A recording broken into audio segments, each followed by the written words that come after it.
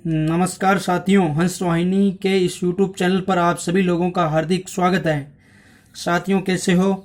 आज अपन यानी भारत जो भ्रमण की जो कक्षा है उसको अलग लेकर आए हैं। तो आप सब लोग तैयार हो क्या?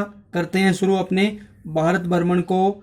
और मित्रों, ये जो मैं जो कक्षा मैंने शुरू आप लोगों को कर रखी है, ये इसका जो उद्देश्य मेरा ये है, स्पष्ट उद्देश्य यही है कि हम लोग भारत के वासी हैं और हम ये भी जाने कि अपने राज्य से हटकर भी कोई राज्य है और उन राज्यों में क्या क्या प्रक्रिया है और वहाँ के जो है ना उनचस्त जो पद है उनके ऊपर कौन है और वहाँ के जो मुख्य चीज़ें हैं उनके बारे में हमें जानने को मिले, ताकि आगे आने वाली कोई भी परीक्षाओं में यहाँ से प्रश्न आते ही हैं। जैसे कोई प्रश्न आ जाता है कि उस राज्य का मुख्यमंत्री कौन है, करंट से संबंध भी आ जाता है, राज्यपाल से संबंधित भी कोई प्रश्न आ जाता है ना। कुछ क्षेत्रफल जनसंख्या से संबंधित भी है ना, राजभाषा इत्यादि, जनसंख्या, लोकसभा की जो सीटें हैं और कुछ एकाध पर्यटन स्थलों के बारे में भी है ना, प्राचीन नामों के बारे में भी।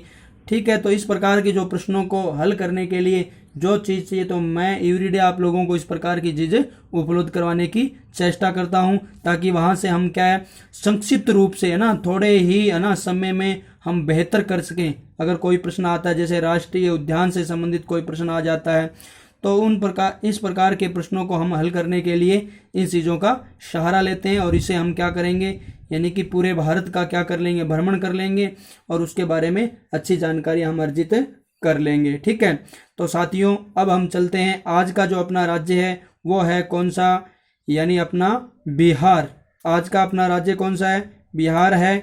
और जब अपन बात करेंगे किसकी, यानी बिहार की, तो सबसे पहले हमें क्या पढ़ना होगा? सबसे पहले हमें यह जानना होगा कि जो बिहार जो राज्य है इसकी सीमावर्ती जो राज्य है वो कौन कौन से, यानी बिहार के आड़ अपन कह सकते हैं पड़ोसी राज्य है वो कौन से है बिहार के। तो सबसे पहले हमें इसी प्रश्न का उत्तर देना है। अगर बात करें साथियों उत्तर की, ठीक है, यानी अगर बात करें किसकी, उत्तर की, तो एक चीज़ याद रखना, उत्तर में, बिहार के उत्तर में कोई राज्य नहीं है, एक देश है जिसका नाम क्या है, नेपाल है। ठीक है, तो ये आप लोग याद करना। अगर बात करें अपन दक्षिण की, तो दक्षिण में यानी बिहार के दक्षिण के अंदर कौन सा राज्य स्थित है? झारखंड है। कौन सा राज्य स्थित है? झारखंड। और अगर अपन बात करें पूर्व की, बिहार के किसके, पूर्व की, तो पूर्व में हमें पता ही है कौन सा है, पश्चिम बंगाल है, दीदी का पश्चिम बंगाल। और अगर अपन बात कर लें किसकी, पश्चिम की, किसकी बात करें, पश्चिम दिशा की और कौन स्थित है, तो हमें सबको पता है पश्चिम दिशा की और बड़ा राज्य है जिसका नाम है उत्तर प्रदेश, यानी योगी का उत्तर प्रदेश। तो मेरे कहने का मतलब ये हो गया कि ये सीमावर्ती राज्य, एक हमने यहाँ देश को भी ले लिया है। उत्तर दिशा में बिहार के कौन है, नेपाल है, दक्षिण में झारखंड है, पूर्व में पश्चिम बंगाल है और पश्चिम में उत्तर प्रदेश है। अब अगला अपना बिंदु आता है, वो जो कौन सा है, वो ये है कि अगर अपन बात करें किसकी, यानी बिहार के अपन बात करें राजधानी की, बिहार की राजधानी को तो कौन नहीं जानता, हम सब जानते हैं, वो कौन सी है, पटना है। कौन सी है, पटना। और अब अपन बात करें अगर बिहार के सबसे बड़े शहर की, तो साथियों वो भी कौन सा है, पटना ही है। बिहार का सबसे बड़ा जो शहर है वो भी कौन सा है, पटना है। और अब अपन बात करते हैं अगले बिंदु की, अगर बिहार के राज्यपाल से संबंधित कोई प्रश्न आ जाए तो ये भी बड़ा ही महत्वपूर्ण है।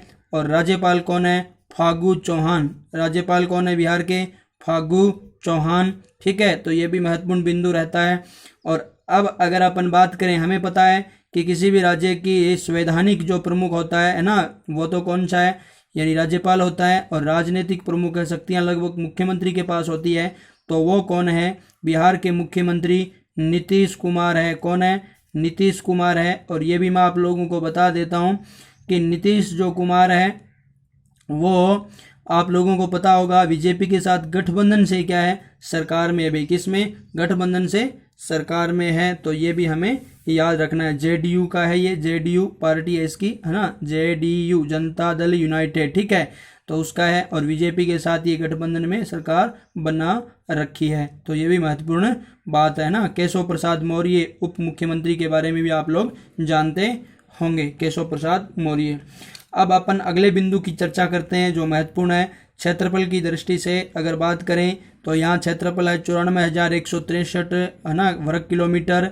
और 13वां स्थान है, भारत में कितना स्थान है, 13वां स्थान है। और जनसंख्या है ना की बात करें, ये तो बहुत ज़्यादा जनसंख्या है ना, तीसरे स्थान पर है जनसंख्या में, और वो कितनी है 10,38,00,000, 10,38,00,000 4,063 जनसंख्या है, 4,637 सॉरी 4,637 जनसंख्या है, और वो किसके अंदर, बिहार में। ठीक है, तो तीसरे स्थान पर हो गया। और अब अपन एक और महत्वपूर्ण बिंदु की चर्चा इसी में करेंगे, और वो अपना कौन सा है, राजभाषा। अगर बिहार के राजभाषा की बात आए साथियों, तो ये भी महत्वपूर्ण बिंदु है, और वह बिंदु कौन सा हो गया, बिहार की राजभाषा। और बिहार की राजभाषा की अपन बात करेंगे तो वो हो जाएगी हिंदी। कौन सी हो जाएगी, हिंदी। और यहाँ की अन्य भाषाओं में भी आप लोग जानते होंगे, भोजपुरी भी है, भोजपुरी, मैथिली है ना, खूब सारे इलाके में 30% इलाके में 16 जिलों में मैथिली भाषा बोली जाती है, उसे मिथिलांचल भी कहते हैं ना, उस पूरे क्षेत्र को मिथिलांचल भी कहते हैं। और बात करेंगे अपन आगे, ये मिथिला वही मिथिला है जिसके राजा जनक थे, और यहीं सीता माता का जन्म हुआ।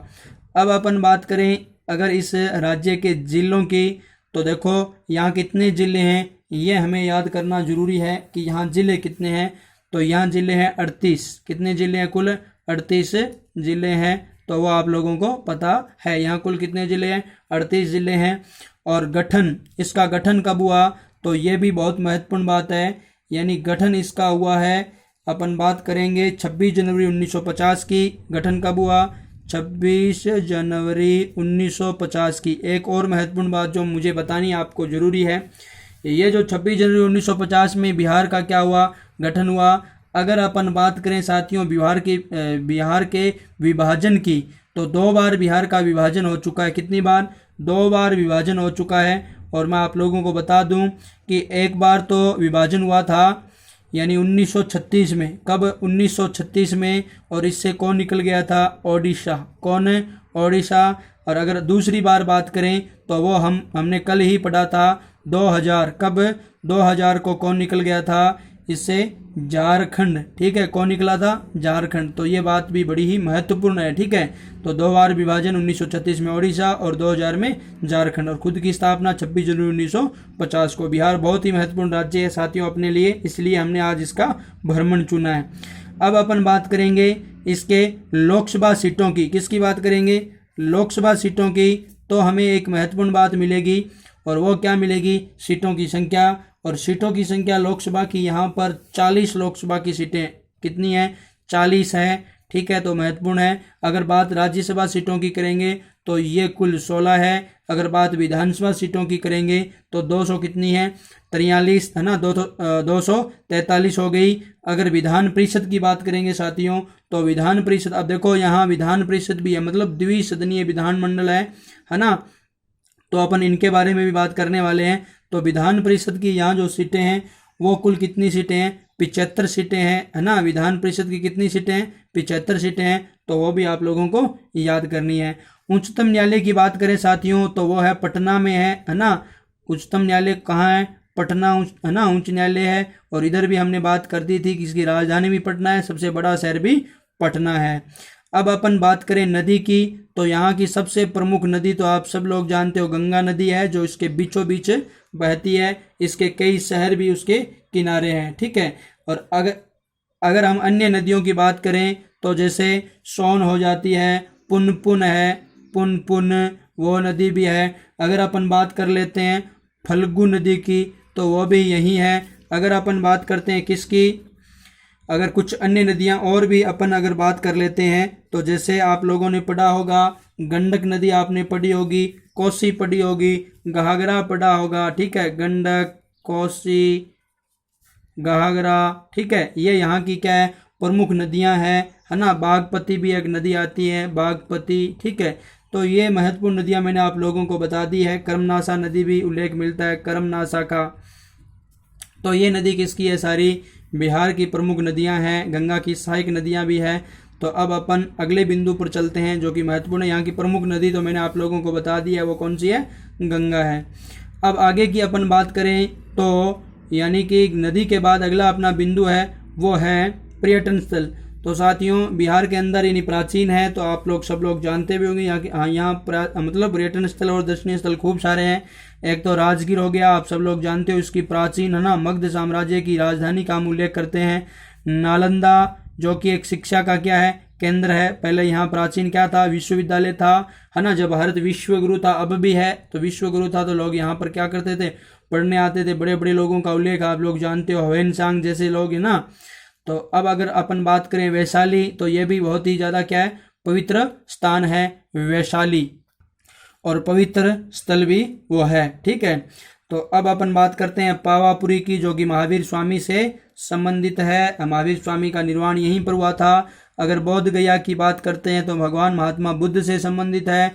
विक्रमशिला भी एक क्या था प्राचीन विश्वविद्यालय था। और पटना आप सब लोग जानते हो बिहार की क्या है राजधानी है, जो कि वैसे ही बड़ा शहर है तो बहुत ही महत्वपूर्ण है। और पहले का ये पाटलिपुत्र भी है ना इसका प्राचीन नाम। और सासाराम के अंदर शेरशाह का मकबरा है, ये भी ध्यान दे लेना, शेरशाह का मकबरा है ना। शेरशाह का जो मकबरा है वो कहाँ पर है सासाराम में है। कहाँ पर है सासाराम बिहार में। मधुबनी है ना प्राचीन पेंटिंग के लिए प्रचलित है, चित्रकला से संबंधित बहुत ही महत्वपूर्ण स्थान है ये चित्रकला से। और रोहतासगढ़ का किला भी प्रसिद्ध है। तो ये क्या थे मैंने दर्शनीय स्थलों के बारे में आपको बताया है, जो कि किसके बिहार के। अब अपन बात करते हैं इससे संबंधित अपने और भी महत्वपूर्ण बिंदुओं की, और वो बिंदु अपने कौन से हैं। एक अपन बात करते हैं कवि की, और कवि यहाँ कौन से है जिसका नाम है देखो जन्म हुआ एक व्यक्ति का, कवि वो है कवि है ना। कवि कोकिल भी उसे कहा जाता था, और वो है विद्यापति। कौन है विद्यापति। मैथिल कोकिल भी उन्हें कहा जाता था, मैथिली भाषा के जबरदस्त कवि थे ये, ठीक है। तो ध्यान देना इनका विद्यापति का जन्म भी यहीं हुआ है। और डॉक्टर राजेंद्र प्रसाद जो आप सब लोग जानते हो भारत के प्रथम राष्ट्रपति, इन्हीं का जन्म भी यहीं हुआ है। और चंपारण यहाँ का प्रसिद्ध क्षेत्र आप लोग जानते हो, यहाँ पर आंदोलन हुआ था गांधी जी का, चंपारण आंदोलन आप सब लोग जानते होंगे। तो वो भी कहाँ है बिहार में है। अगर बात करेंगे यहाँ से प्राचीनता के संबंधित, तो भी यानी एक चीज़ मैं बता देना चाहता हूँ कि प्राचीन समय में है ना थोड़ा ही पहले, ज़्यादा बहुत पुरानी बात भी नहीं है, ये जो बौद्ध धर्म से संबंधित नाम था विहार, ठीक है। बौद्ध के मठ यहाँ बहुत ज़्यादा होते थे है ना। बौद्ध धर्म का जो रहने के जो स्थान होते थे, उनके धार्मिक स्थल होते थे, उनको भी क्या कहते थे विहार कहते थे। तो इस विहार शब्द का अपभ्रंश होकर के जो राज्य बना है वो है बिहार, ठीक है। ऐसे दो राज्य मैंने आपको बताए थे, एक मैंने आप लोगों को बताया था कि छत्तीसगढ़ होते थे यहाँ, इसलिए इसका नाम क्या पड़ गया छत्तीसगढ़। तो ये भी ध्यान देना प्राचीनता के आधार पर दोनों नाम है। और मगध बिहार का प्राचीन जो बिहार का जो क्षेत्र है ये प्राचीन मगध है। और मगध आप लोग सब जानते हो, मैं ये कह सकता हूँ बिहार प्राचीन क्या मगध है। और मगध ये एक बड़ा ही अच्छा साम्राज्य है। इसके ऊपर मौर्य साम्राज्य आप लोगों को अच्छी तरह से याद होगा, चंद्रगुप्त मौर्य सम्राट अशोक, की सारी चीज़ें हम लोग इतिहास में पढ़ चुके हैं। अब मैं एक महत्वपूर्ण बात आप लोगों को बता देता हूँ, मिथिला। मिथिला भी बिहार का ही क्षेत्र है, जो कि भगवान श्री रामचंद्र जी का क्या है ससुराल है, सीता माता का क्या है गांव है मिथिला। जनक इसके क्या थे है ना, जनक राजा थे। तो ये भी ध्यान रखना। अंग नामक एक महाजनपद भी आता है। महाभारत काल में आप लोगों को याद होगा अंग नरेश कौन था, कर्ण, दुर्योधन ने कर्ण को ये अंग प्रदेश दिया था। तो ये अंग भी किसी क्षेत्र में आते हैं, यानी मगध, मिथिला व अंग तीनों किस में आते हैं बिहार में। और अगर अपन पाटलिपुत्र की बात करेंगे तो साथियों ये मगध साम्राज्य की राजधानी थी। वर्तमान ये क्या है पटना है, वर्तमान में ये क्या है पटना है। और अगर बात करें भगवान विश्वामित्र का आश्रम भी यहीं है। तो देखो यार रोचक सी बात यह है कि भगवान राम का ससुराल भी यहीं है, और उनका यानी जो कोचिंग सेंटर है वो भी यहीं था। मतलब आश्रम विश्वामित्र के है ना, यहाँ इन्होंने क्या ली थी शिक्षा ग्रहण की थी। तो वो भी आप लोगों को याद है, ठीक है। थोड़ा ध्यान दे लेना, यहाँ विश्वामित्र के यहाँ इन्होंने राम और लक्ष्मण दोनों ने भी कुछ समय के लिए शिक्षा ग्रहण की थी। और वैसे तो हम वशिष्ठ के बारे में भी जानते हैं, उन्होंने भी शिक्षा वो उनके कुलगुरु थे, उन्होंने भी दी थी। अब अपन बात करते हैं कुछ और महत्वपूर्ण बिंदुओं की। अगर अपन बात कर लें किसकी बिहार की, तो साथियों बिहार के राजकीय जो ये यानी राजकीय चिन्ह से संबंधित जुड़ी हुई चीज़ें हैं। तो अगर अपन बात करें सबसे पहले बिहार के राजकीय पशु की, तो वो भी आप लोगों को याद रखना है कि राजकीय पशु बिहार का वो कौन सा है बैल है। राजकीय है ना जो पशु है वो बिहार का कौन सा है बैल है। हाँ, तो अब अपन बात करते हैं एक और महत्वपूर्ण बात की, और वो अपनी कौन सी है कि देखो अब मैं आप लोगों के लिए एक यहाँ प्रश्न छोड़ रहा हूँ, और वो प्रश्न आप लोगों को इसका उत्तर आपको खुद को देना होगा है ना। आज का ये अपना प्रश्न यही है कि बिहार का राजकीय पक्षी कौन सा है, ये आपको उत्तर देना होगा। बिहार का राजकीय पक्षी कौन सा है, ठीक है। अपन लोग अगर वृक्ष की बात करें तो वृक्ष हो जाएगा, वो कौन सा हो जाएगा, पीपल है ना, पीपल राजकीय वृक्ष है। अगर पुष्प की बात करेंगे तो वो गेंदा हो जाएगा। तो अब आप लोग मुझे यानी बिहार के पक्षी के बारे में आप लोग बताओगे साथियों। आज की अपनी बेहतरीन ही कक्षा है, तो इस कक्षा ये आप लोगों को कैसी लगी मुझे आप लोग ज़रूर कमेंट बॉक्स में कमेंट करके बताना साथियों। इसी प्रकार आप लगातार निरंतर मेहनत करते रहो। जो निरंतर मेहनत करेगा वो निश्चित तौर पर एक दिन आखिरकार सफल होकर ही रहेगा। इसी के साथ आज की जो कक्षा है अपनी संपन्न होती है। जय हिंद, जय भारत।